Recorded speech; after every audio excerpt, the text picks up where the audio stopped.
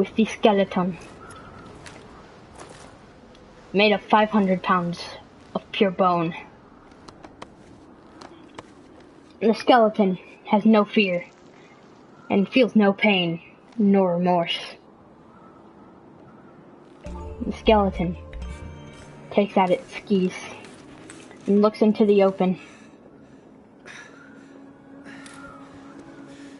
realizing if he'll ever see his family back up at the hole he used to live in with the white rabbit. And then he's all like, well, forget that, my family hated me. They're the reason I had to move out anyway. So he rides away into the darkness. As Skeleton goes down the mountain, he does tricks that have never been seen before. Unless you watch my videos, so subscribe. And he flies. And he shakes his legs. He feels no pain, for he has bones. He feels, and as I said before, he feels no pain nor remorse. And he says hi to the guy that just put in a message. And then everybody's all like, what are you talking about? The year is 2025. When scientists made skeletons come alive. And when they farted, they made snowstorms that covered deserts in snow. Their farts were so awful that all of the skiers and snowboarders died. It was a massacre. So he flies, and it hurts. He realizes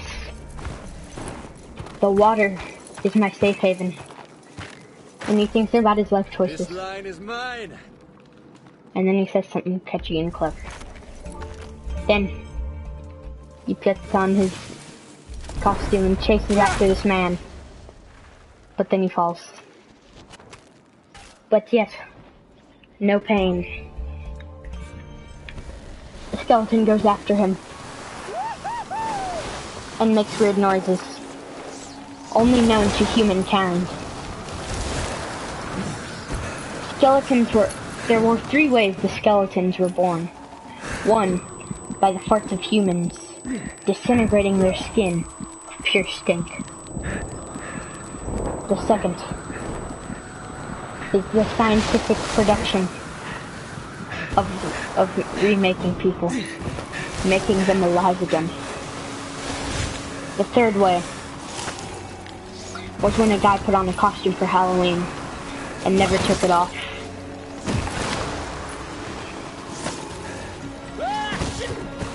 This one is unknown to us, but we have concluded that his name is Calculator. We are unsure why they have such strange names of items,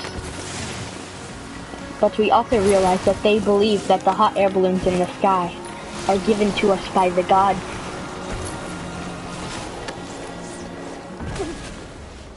The gods up above. The only 3 gods that we have figured out from these men is Konnichiwa,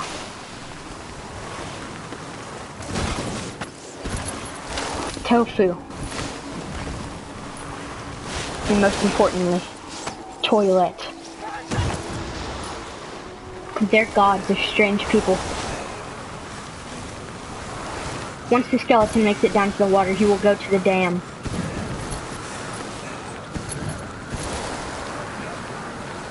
But as they call it in their language, home. A home. Why do they call it this is unknown. But they have seemed to make their own language their own community. They even have houses in some places, if you look. There are only a few humans left in the world, thanks to the skeletons. For the skeletons take humans. It's terrifying. They take humans and they give them a snowboard and they tell them to ride. to their heart's content. And sometimes they go so fast, they turn into a skeleton. Or sometimes they just die. Mostly they just die. We observe a young skeleton riding on his snowboard in the water, in the frozen wasteland of ice. No fear, no emotion.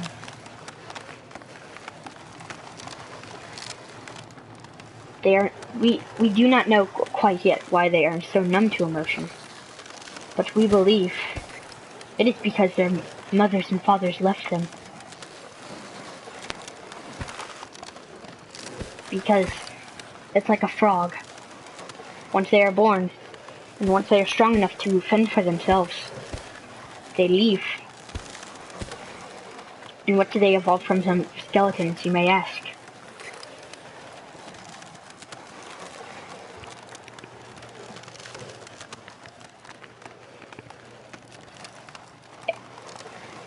And not only that, but he says to the boy, the gods, known as Trentplas, it is another god. We have found an extra to turn up his volume.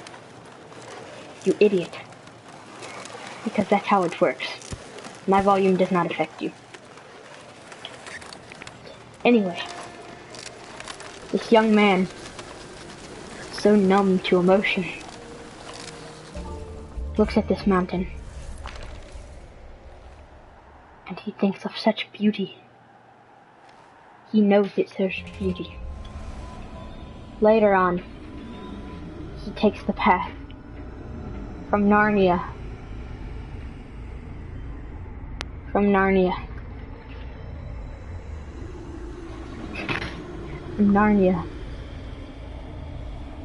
he realizes he is in the wrong place. The skeletons then migrate to Alaska, and then they gain a sense of humor. A while later, a skeleton named Sans was born, who also had a sense of humor. But that is far ahead. I will show you that later.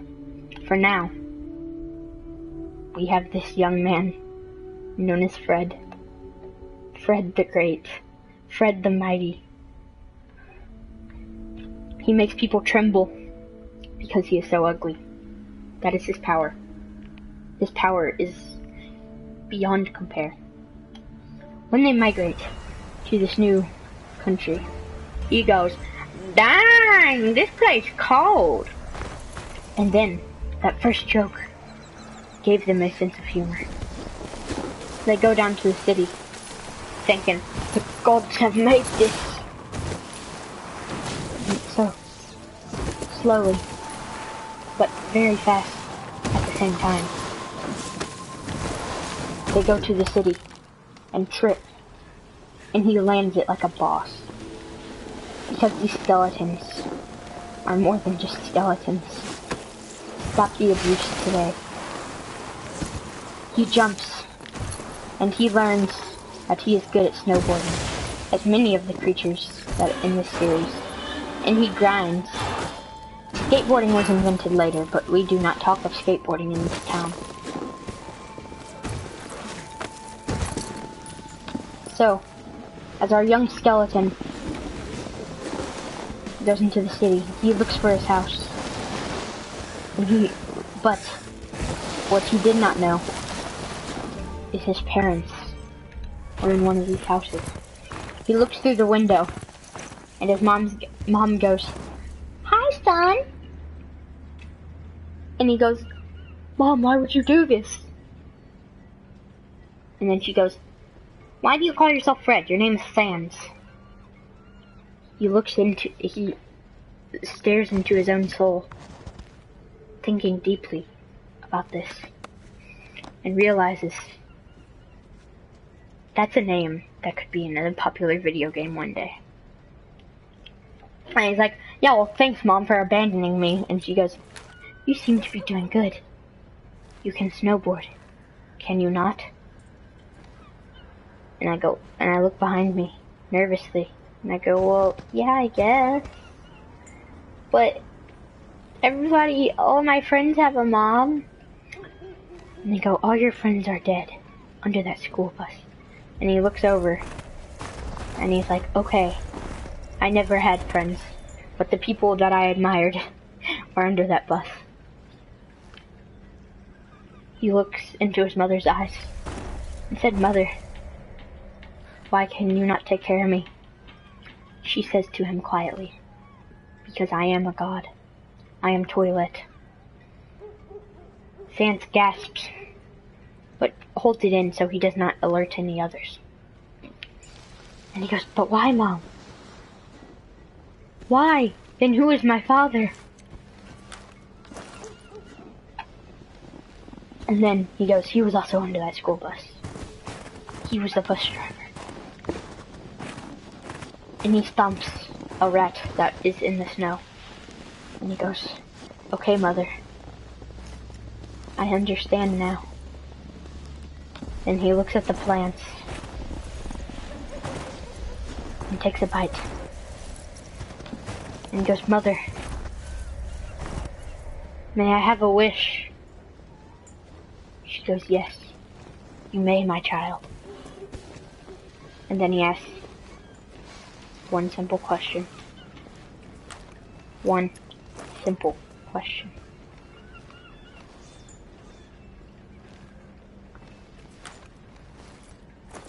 He asks slowly, Mother,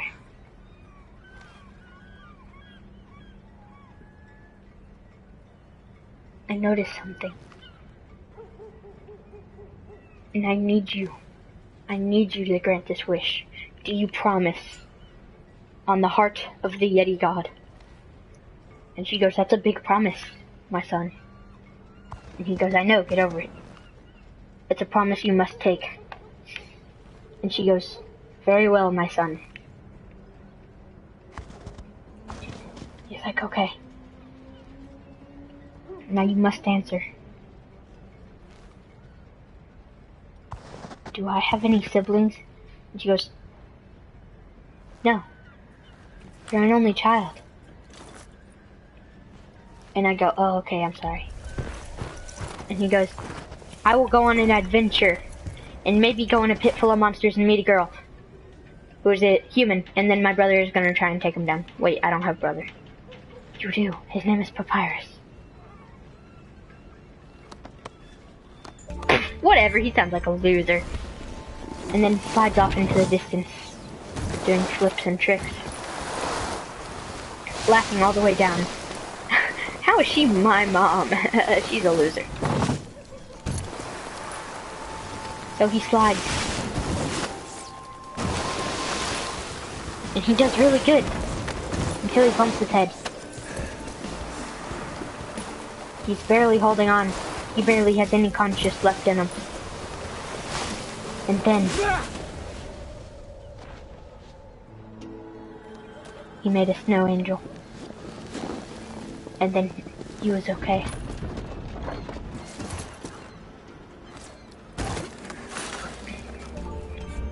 Then he goes, I have an idea.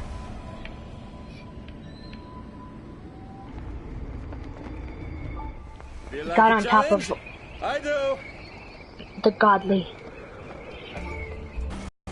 For Narnia! And he flies. And then he goes back up because he's a wimp. But then he finds some bravery in himself and goes down. And he's like, I have nothing to lose anyway.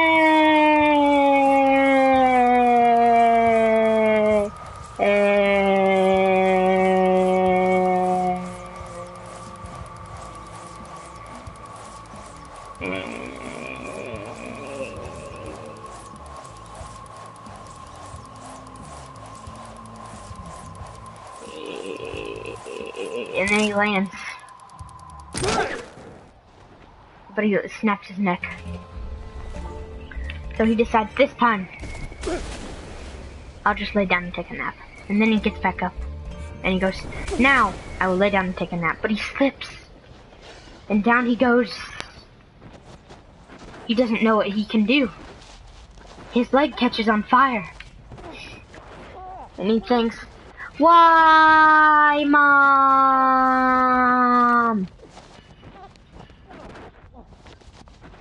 And he's like, if only I had a brother named Papyrus. He looked into the stars and started seeing a constellation. But then he hit the ground.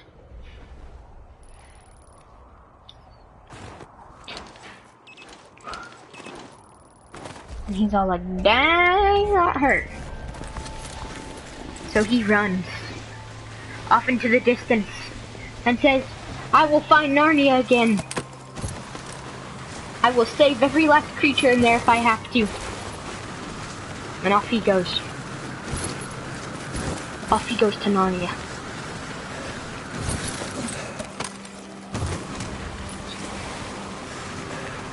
But then next door in Narnia there's Neverland. But that is for later. Meanwhile, when he said he didn't have a twin brother, he did.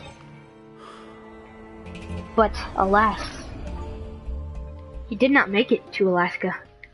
He was still in the Alps, waiting for his brother to meet him. He sent him a message saying, meet me here and we will run off on a train. But now he is surviving on his own, waiting for his brother. Waiting for him. And then he starts thinking, has my brother left without me? What should I do? And he thinks. And he thinks. And he knows. There's only one way to do this. He gets on his skis. And he flies off the mountain. And he prays to the gods. Take me to my brother! And he goes faster than lightning. The speed of light. But we put it in a lot of slow-mo just so you could see. He almost slips. He has many close calls. But then, he does some pretty cool tricks. And then, he prays to his mother, his God. But Mom, I want to see my brother. I want to reunite with him. So he tries to please the gods by doing tricks, like their little hamster. It gave them amusement to watch them die and fall and suffer. So he kept going.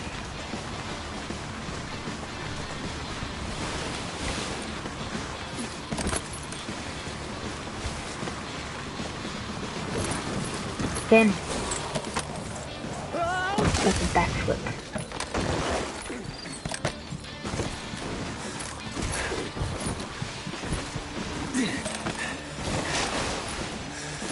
And then,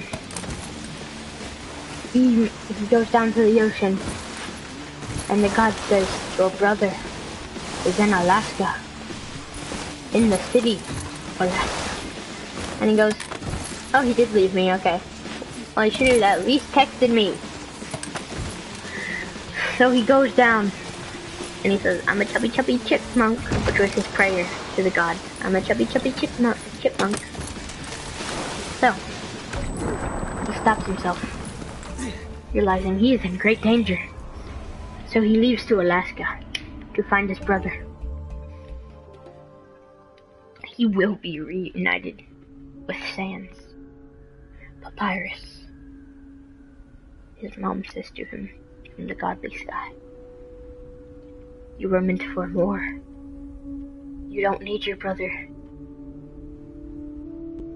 You will kill your brother, and you will become the king. You will become the god, not him. Your older brother Sans will not become. He doesn't deserve this. doesn't deserve to be a god and take his place in my throne. You do, my child. So he goes off. He says, I'm gonna kill my brother. And he's laughing as he goes down the mountain. And since he feels no pain, it didn't hurt. So he goes after his brother, and he goes, oh, Sans, where are you? I'ma kill you. Sans hears him. He goes, my brother. He screams out. It has been 70,000 years since we've talked. Since we've met. And he goes, I already found Mom. We have a family now. We are a family. We don't need you. That made Papyrus more angry. If that is a word. He felt the rage consuming him.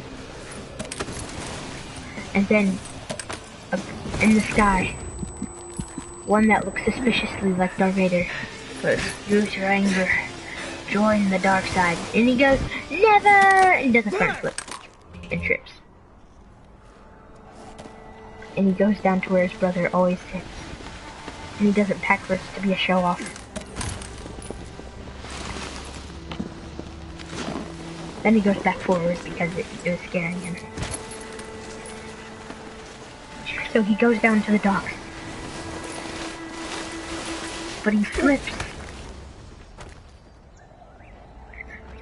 And he cries for his brother Sans. Asking where he has been all these years. If they can be brothers again. And Sans screams out from the water. You are not worthy. You are not gonna take the throne from me. The throne is mine. I will become a god and take over the world. So Papyrus, he did the bravest thing a hero could do. He goes to the boat, getting ready to fight his brother Sans. But I'm the narrator. I don't really know what he's doing, I'm just assuming that's what he's doing. So he goes.